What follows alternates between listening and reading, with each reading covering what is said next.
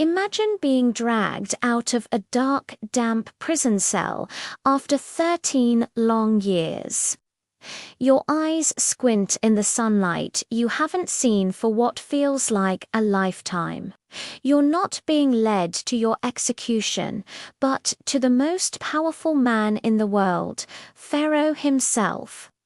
This is where Joseph finds himself at age 30. Pharaoh is troubled, haunted by two strange dreams that no one in his kingdom can decipher.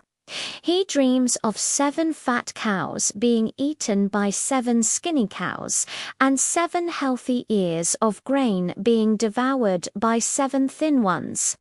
His magicians and wise men are stumped. But the royal cupbearer, the one Joseph interpreted a dream for back in prison, finally remembers the young Hebrew. So Joseph, cleaned up and given fresh clothes, stands before the mighty Pharaoh.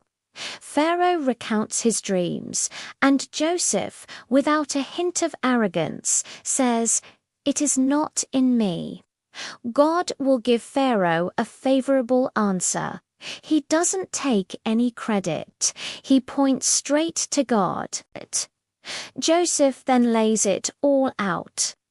The dreams are one and the same, a message from God about the future. The 7 fat cows and healthy grains represent 7 years of incredible abundance that are about to sweep across Egypt. But, he warns, they will be followed by 7 years of such a devastating famine that the years of plenty will be completely forgotten. The famine will be severe, consuming the land. Joseph doesn't just interpret the dream. He offers a solution. He advises Pharaoh to find a discerning and wise man and put him in charge of the entire land of Egypt. This man should appoint officials to collect 1/5 of the harvest during the 7 good years, storing the grain in cities under Pharaoh's control. This food will be a reserve, a lifeline for the nation when the 7 years of famine arrive. Pharaoh and all his officials are blown away. This isn't just a dream interpretation, it's a brilliant economic and political strategy. Pharaoh turns to his court and asks, "Can we find anyone like this man, one in whom is the Spirit of God?" The answer is obvious. Looking directly at Joseph, Pharaoh declares, "Since God has shown you all this, there is none so discerning and wise as you. You shall be over my house, and all my people shall order themselves as you command. Only with regard to the throne will I be greater than you."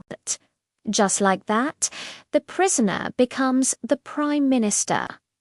Joseph, the forgotten son sold into slavery, is now the second most powerful man in the world's greatest empire. Pharaoh gives him his own signet ring, dresses him in fine linen robes, and places a gold chain around his neck. He gives him a new Egyptian name, Zaphenath-Paneah, and a wife, Asenath, the daughter of a high priest. Joseph rides in the 2nd royal chariot, and people shout, "Bow the knee," as he passes. Joseph doesn't waste a moment. He immediately gets to work. During the 7 years of abundance, the land produces so much food it's almost unbelievable.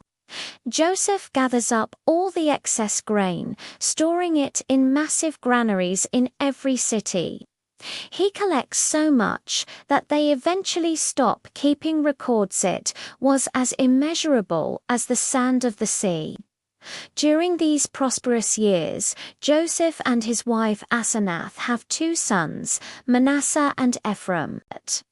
Then, just as God had foretold through the dream, the 7 years of plenty end, and the famine begins.